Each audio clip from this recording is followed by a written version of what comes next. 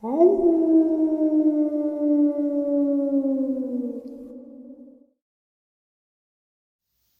greetings and salutations, everyone. I hope everyone is doing well today. Have I got just an absolute horrific experience to share with you now?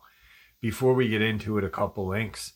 As many of you know, I rely on Patreon, PayPal, channel membership, and the merch to help the channel to continue to grow and go. Links to Patreon, PayPal, and channel membership is in the description below. Merch is displayed directly under the video. Also, Dogman Frightening Encounters, Volume 1 through 3, the audiobook versions. They all were written and researched by Tom Lyons, narrated and produced by me, Jeff Nadolny. Those audiobooks are available on Audible, Amazon, and iTunes, links to which are also in the description as well. And finally, last but definitely not least, if you'd really like to help support this channel to continue to grow and go, simply subscribe. It doesn't cost a cent. Click that like button, takes half a second.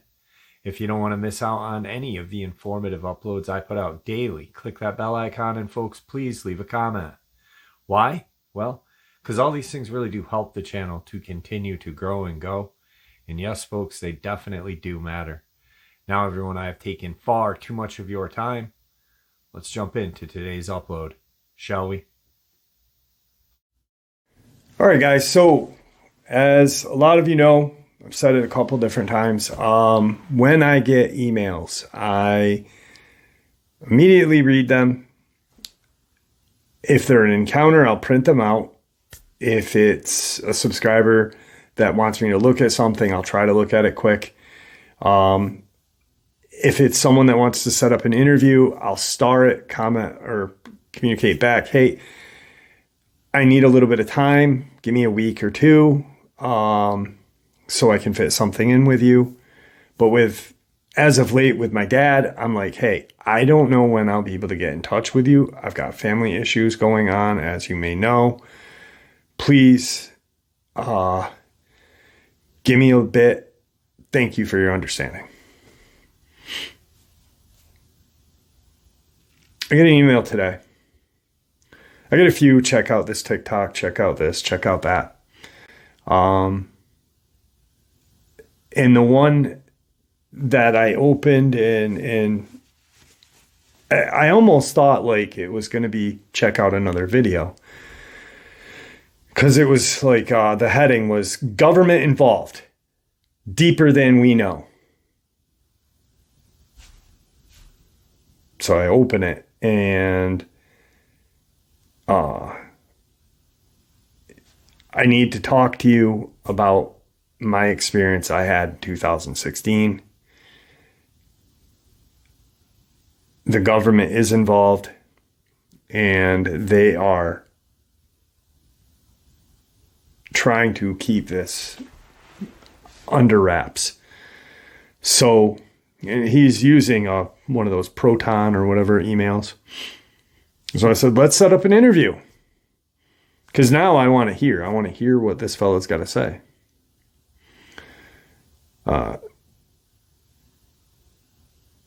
No interview, email back, no interview. We'll talk, send me your number. I don't do that. I don't like doing that. And I have never done it. I always get someone's number first. That's just how I am. For some reason I do. Pretty much because, I'm 100% real. This isn't a joke. So I do. And I get a phone call. Unlisted.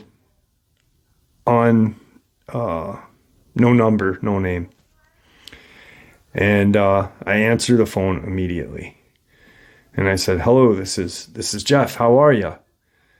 And he says, I'm doing well. Thank you for getting in touch with me. I appreciate this. First and foremost, I'm not going to tell you my real name. I'm not going to tell you my friends' real names. I've had to change my name. I've had to move a few thousand miles away from where I grew up and where I've lived my entire life. I don't associate with my family anymore. Please respect my anonymity. And I said, brother, listen, I don't know how long you've been with the channel for, but that's key. Everything else is behind anonymity, because I want you guys to feel comfortable when you're either interviewed or when you send me an encounter. If I don't have permission to use your name, I will either abbreviate, like just JB or whatever, He said, awesome, thank you. He said, I'm 23 now. He said, and this happened in 2016. And I said, okay. I said, well, what's going on? The other day when you were talking about the Minnesota incident, I immediately knew where you were talking about when you said Razo. And he said that's pretty much just east of where I grew up and lived in North Dakota. And I was like, oh, that's sick, I'm trying to feel this guy out. And I said, well, what's going on? What's, because he's kind of beating around the bush, I guess. He said, all right, my friends and I were camping. It was October of 2016. We were all underage. There was no alcohol. He said where we were was a island in a lake in North Dakota called Devil's Lake. There's a few other lakes around it, Alice Lake and another lake. He said the island it's not small, but it's not big. There's, a boaters association. There's a few homes or a few, rec center and stuff like that. There's a road to get there as well. And they canoed. They canoed to where they were going to camp. 2 canoes, no alcohol. They're underage. They were pretty sure that it was against park policy to be camping, especially at that time of year, he said. And they just wanted to get away, away from their family, school, girlfriends, work, and everything like that. So they canoed out, and it's not very far. It's, like I said, the island is not isolated, but it's an island in the middle of a lake. It's weird. And the lake is not all that big either. I mean, it's big, but it's not huge. So they get to where they are. Mind you, they're all about 17. And very clean cut. None of them, they didn't smoke cigarettes. They didn't drink alcohol. They didn't smoke weed. They did nothing. They just wanted to camp. They all were Boy Scouts together. They all grew up together, and that's what they enjoyed doing. So they canoe out. They set up their camp. They try to isolate themselves as deep and as far away from anything, but still have access to the lake, because they're going to rely on that lake's water as they're camping. They're going to be there for a couple of days. They set their camp up. We're very meticulous. We had one fire pit for our fire with stone around it, and another smaller fire pit just for cooking. We brought a grate with us. We cooked on that, left that as embers so they could cook whatever they needed to on that. And I was like, wow, you guys I said, were you Eagle Scouts? One of them was. The rest, he was a Life Scout. I was a Life Scout. And before I left Boy Scouts and became an explorer. And the first night was peaceful and quiet. They set their camp up. They had dinner.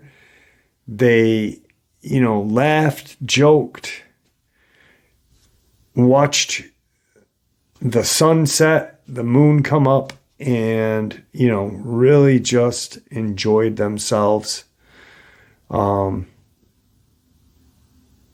a lot about school, what their future is going to be with college and stuff like that. And I was like, wow, that's really, it sounds awesome, He said night 2 is where my life changed forever. And when he said that, I really could tell like something very bad happened to him and his friends that evening. And true enough, it did. So the island, like I said, has, there are some residents on there. There's a couple of different little things that are there. It's not an uninhabited island. It's definitely weird. I've never seen anything like it. There are islands in Lake George where I live, but none with a road going to it and none with like, it's cool though. It's cool. So these are kids, 16, 17 years old, kids.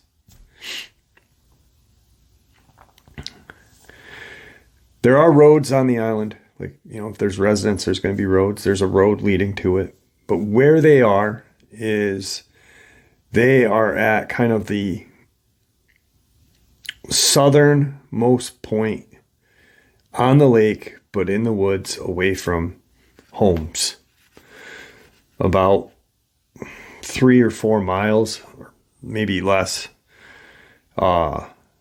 there's a boat association. That's key.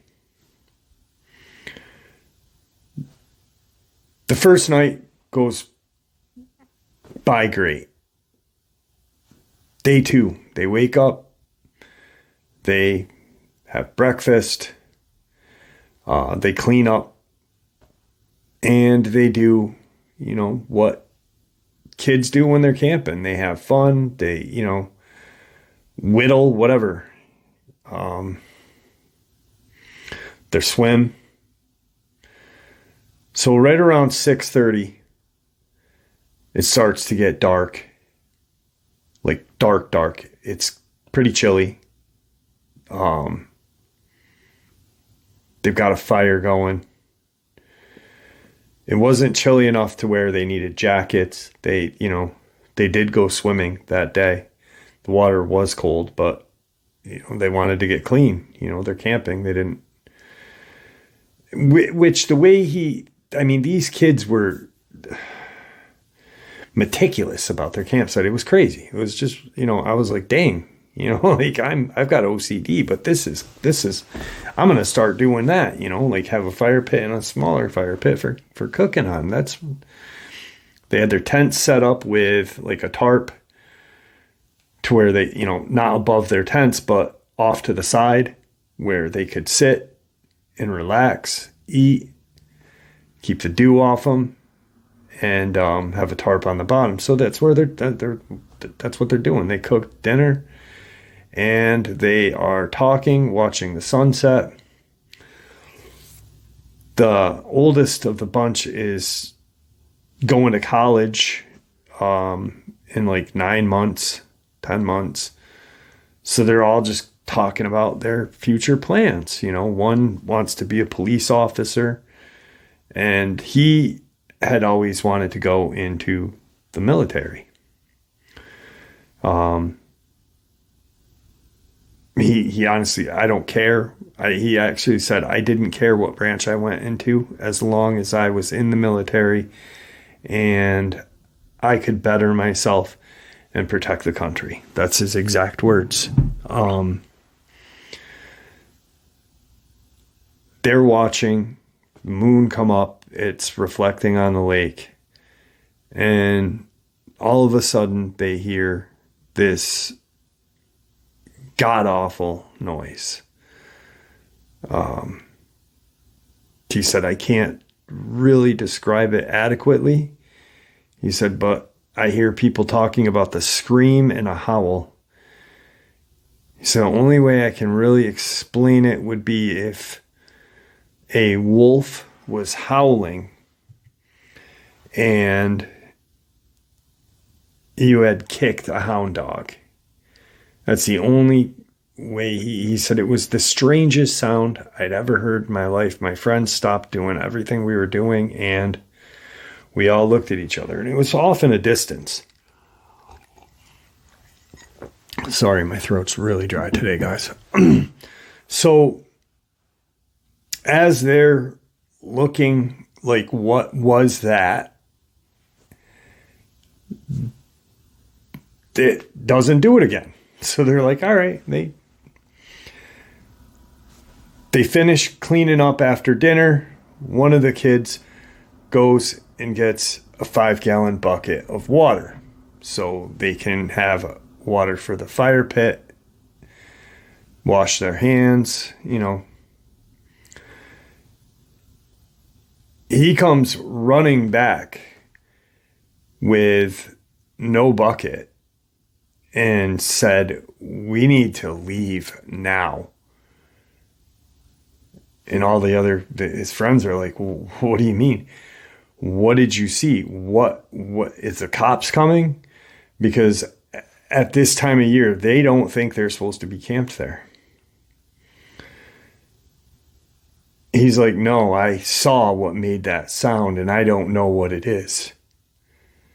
He said, but I don't know if Bigfoot exists, but this thing was as big as a Bigfoot.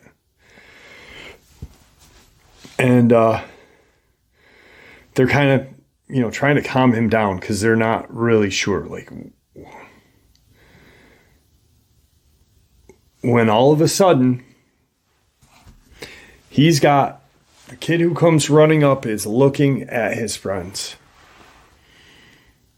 And all of a sudden, out of the darkness of behind him, comes this creature and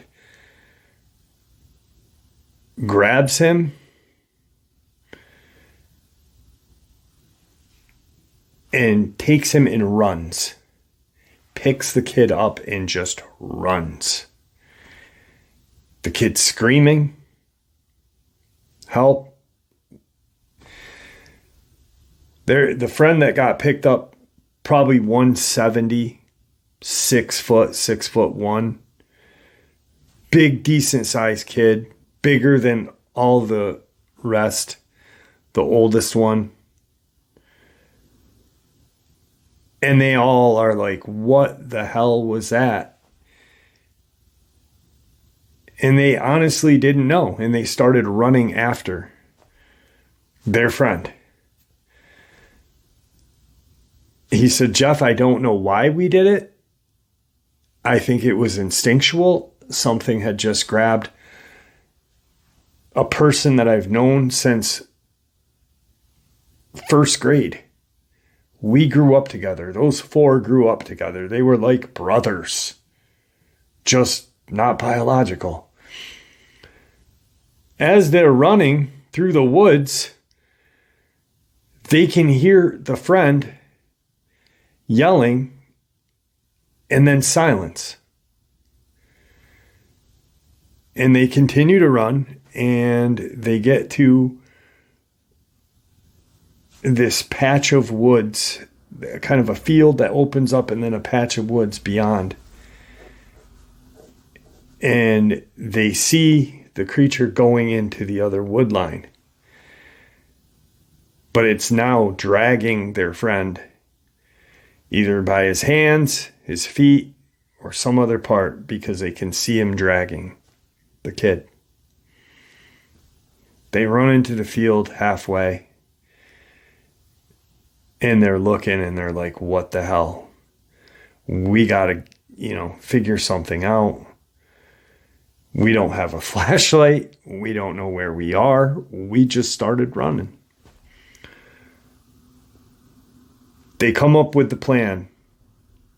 2 of us stand right here, or not in the middle of the field, but back to where they came out into the field. One of us goes and gets a flashlight. One of us grabs our phones. We got to call 911. What are we going to say? What are we going to tell the 911 operator that happened to our friend? They don't know yet. So one of them goes back and gets the flashlight, comes back. He had called 911 and said, we are here. We are camping. Something came out of the woods and took our friend.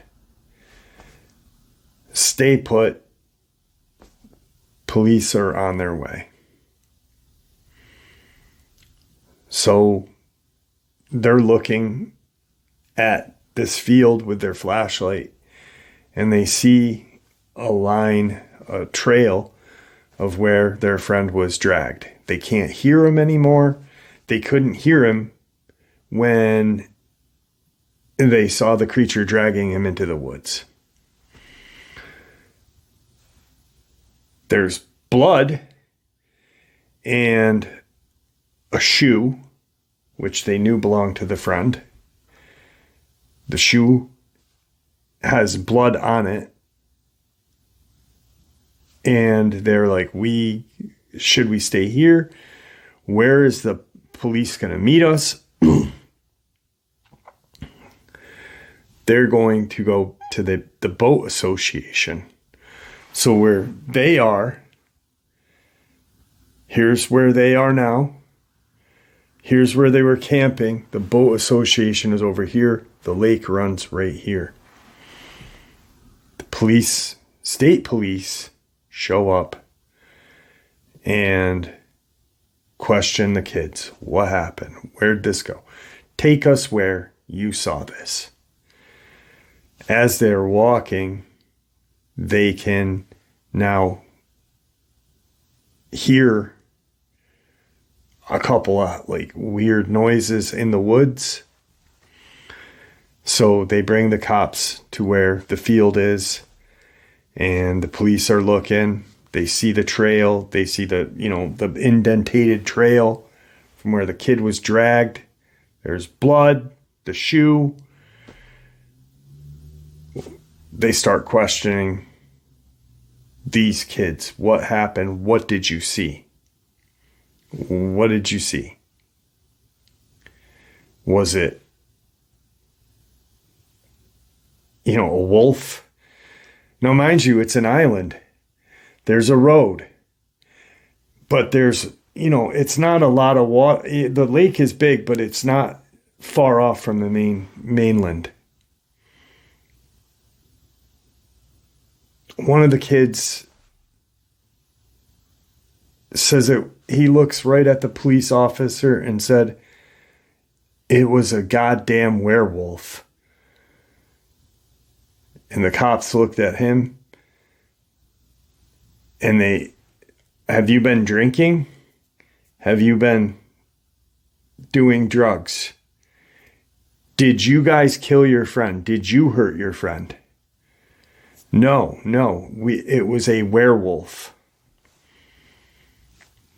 They go to their campsite. They search for alcohol. They search for this. They show them where the spot is.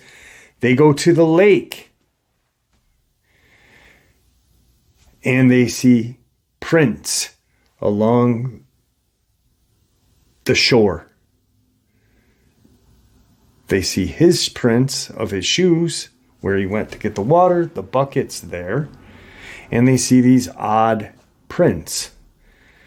He said, Jeff, they kind of look like in Jurassic Park, the Velociraptor, where it had that back thing in the back and its nails, and it was like a pad. There was no real middle. So claws, pad, and back. And I'm like, that's nuts, man. I'm like, did they find your friend? Did you find your friend? Their friend is still listed in the North Dakota missing persons to this day. I'm not going to share their name because he asked me not to.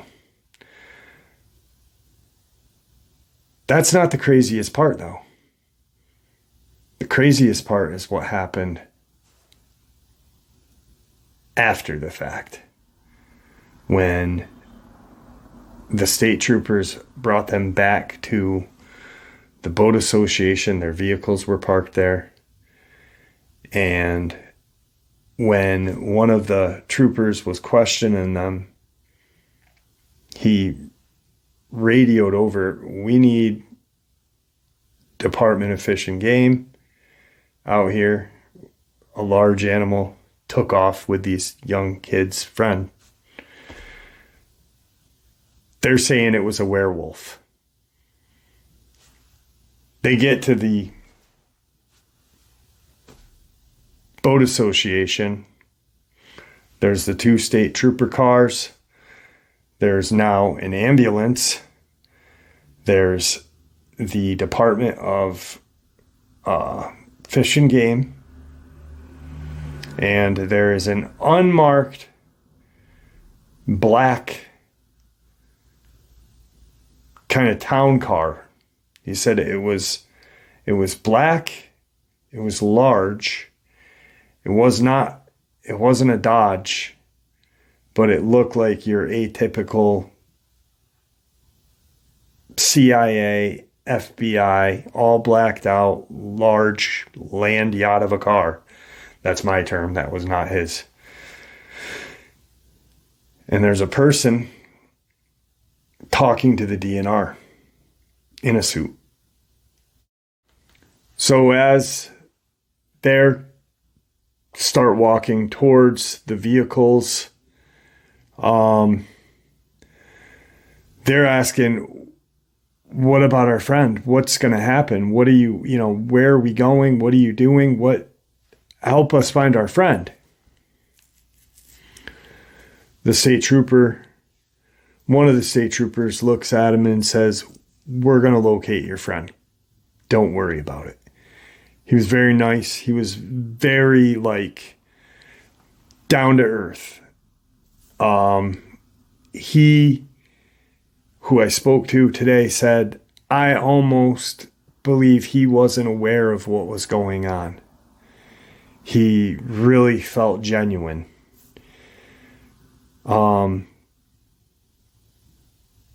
You've got to talk to Department of Fish and Game and this guy over here.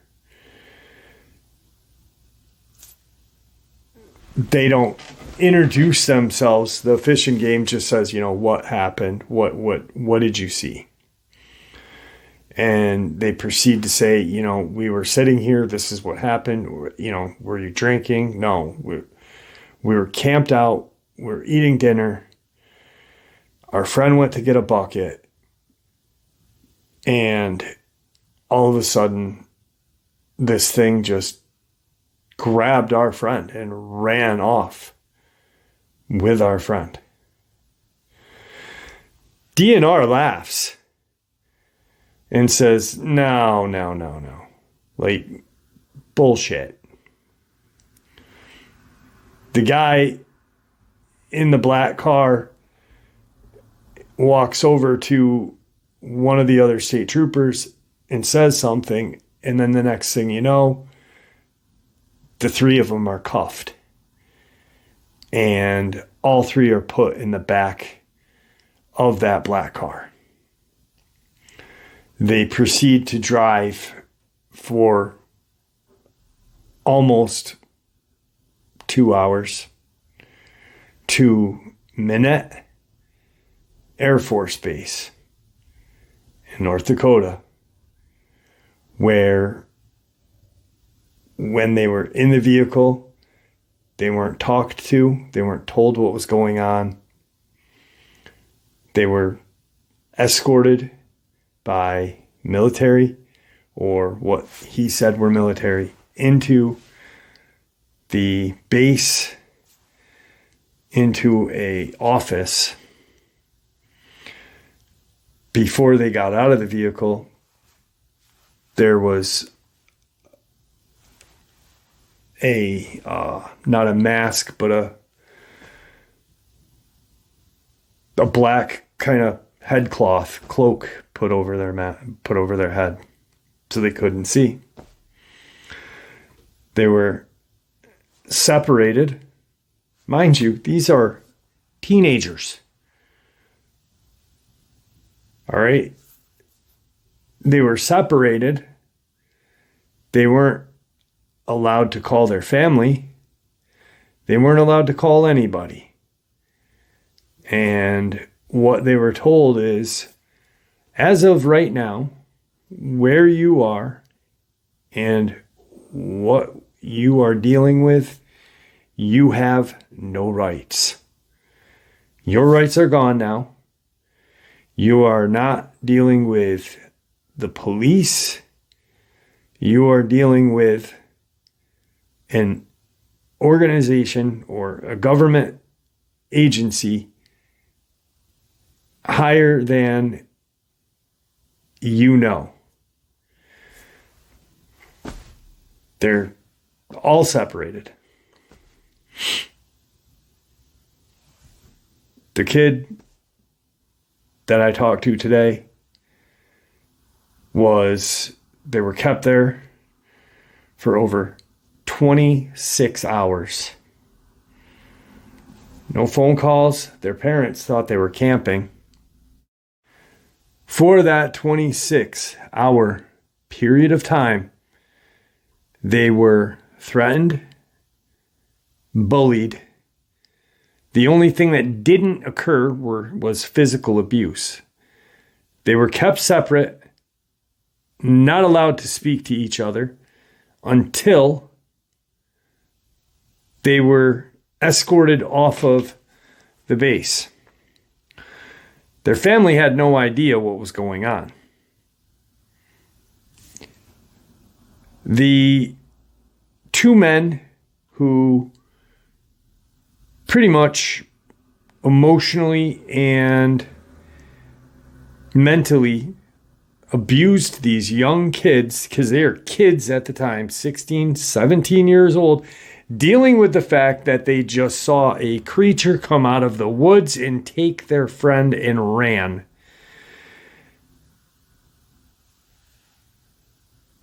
Now they're dealing with an entity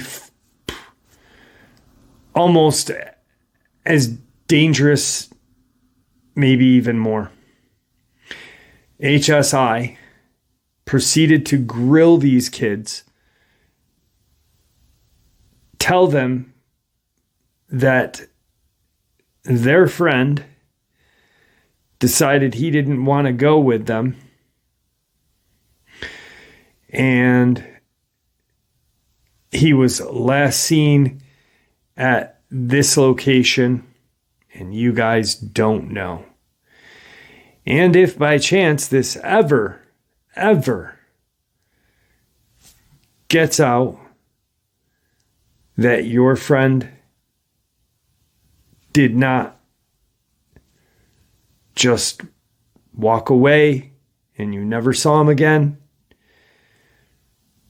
your lives will never be the same. You will not see the light of day. We will put you in a jail so deep that sunshine will not shine. We will arrest your family. We will take everything your family has.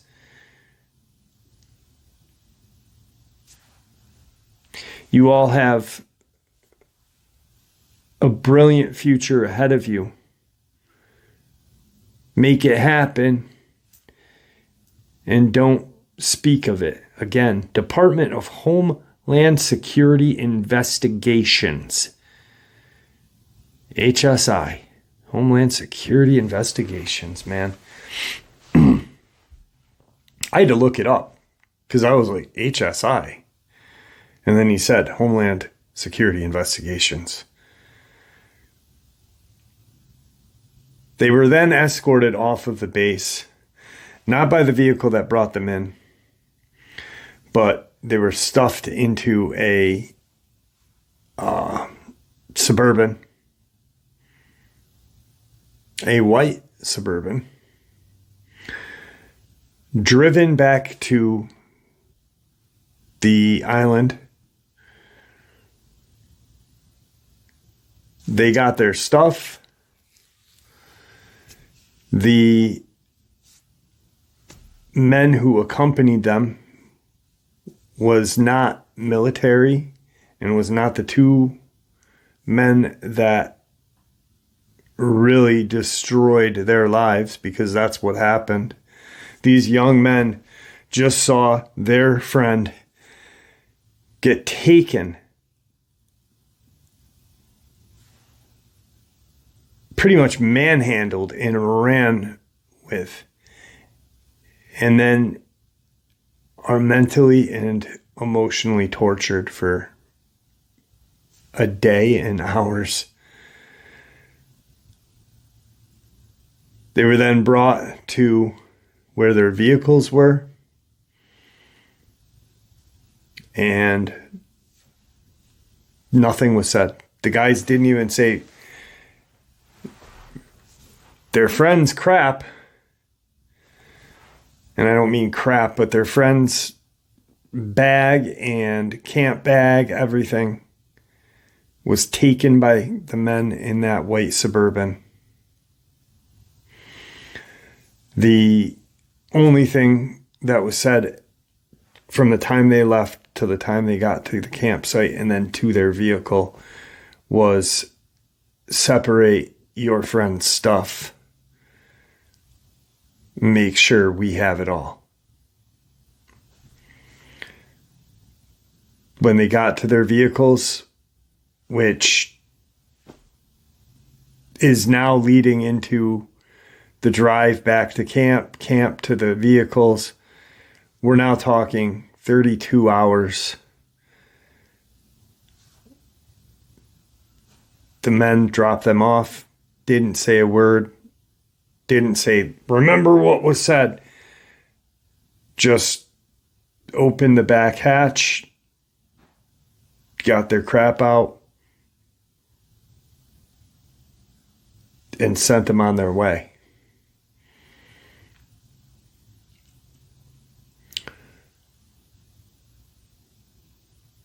They were then told to, in X amount of days, if they wanted their canoes to go to the boat association and pick them up, they would be there. They didn't.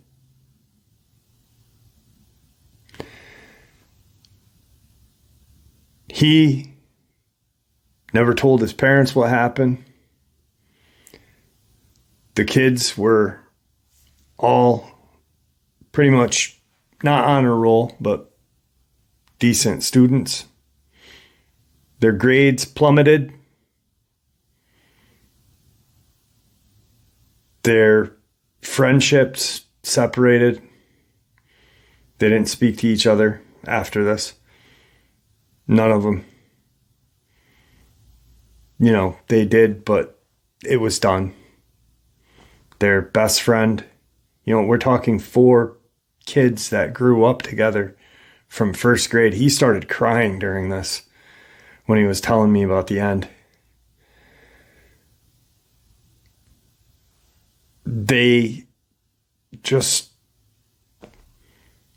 He moved, hasn't spoken to his family in 3 years. legally changed his name and lives hours, miles, thousands of miles, not thousands, but in a different part of the country. His parents don't know where he is. His parents don't even know if he's alive. He won't ever talk to his parents again. He said that. I will never speak to my parents again. I miss them dearly, but I won't risk their lives. He doesn't know what had become of his other friends. He had a promising life.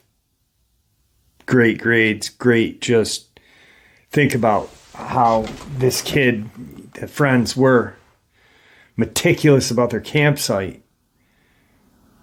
What do you think their lives were like before this monster?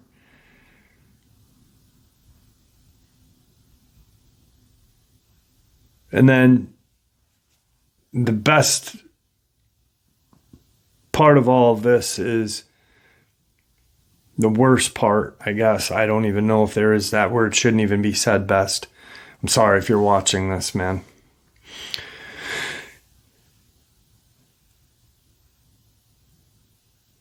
Their friend is still listed in the North Dakota missingpersons.gov. No one. It's insane. It's insane. The creature, when it stood behind the friend there, they said, or he said, that it was at least 2 feet taller than he was. He was 6 feet. They could see, because it came up from behind him and just grabbed him and ran. It didn't bite him. It just grabbed him.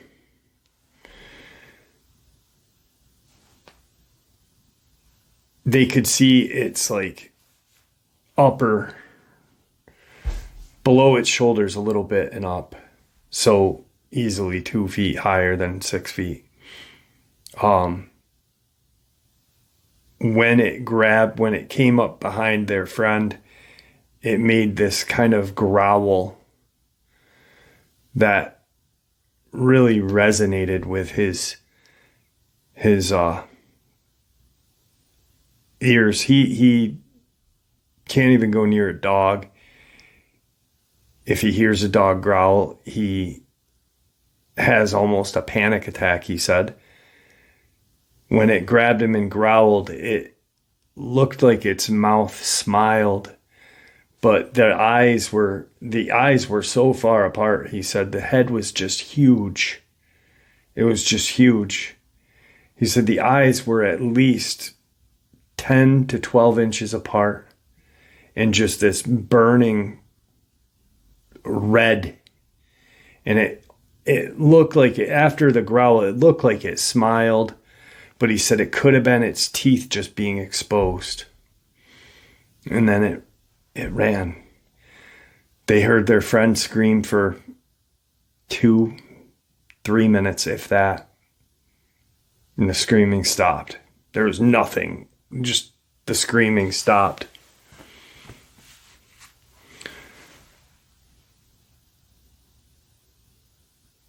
Unbelievable. This poor kid. He's afraid to even have a life, he said. He goes, I can't date. I can't date. I work online. I've not talked to my parents, my brothers and sisters. He missed his grandmother's funeral. Had to lie to his best friend's parents about saying he didn't go. And he said the strangest thing about all this is when the police asked them questions about their friend, it was almost like a show. There was no formalities or what. It was just like, you know, when your friend, if someone's going camping, think about this. If you're going camping with your buddies and one of you go missing, you guys are suspects. But that's not how it played out when they were questioned. The whole thing was just covered up immediately, quietly. And he doesn't know. He assumes, because his friends were like him. He goes, I don't know. He goes, I haven't even talked to my friends. He goes, I'm too afraid to even look them up on Facebook. He goes, I will not Google them. He goes, I won't. He goes, but they're like me. He goes, so I'm pretty sure they are suffering the same fate that I am. And, you know, I said, listen, dude, if you need to ever talk, or if you need a friend, and if you're watching, if you ever need to talk, brother, email me. You got my number. I'm here. We'll figure out whatever. I'll get a burner flip phone from freaking Family Dollar if you need to talk to me. But unbelievable. The sickest experience I've ever heard. And then to find out, the crazy thing is when I had Corey Godsey, the young boy who was 13, and I said this to him. I said, you know, that's not the first time I've heard this. This isn't even like, I was told, we were all told in that interview that Department of Homeland Security ran that whole operation when that little boy was killed in, what is it, Knott County, Tennessee? Kentucky. Knott County, Tennessee, Kentucky. I don't know. I don't remember right now. I'm sorry. I just...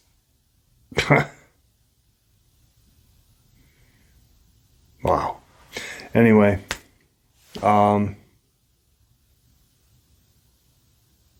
This really messed me up too, talking to him.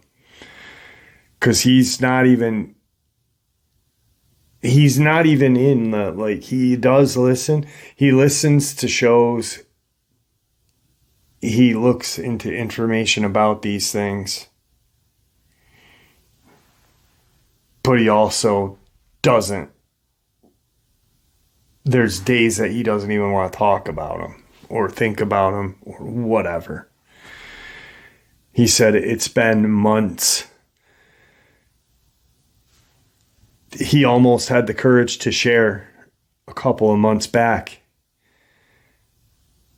But when he heard the Razo, Minnesota experience and where his home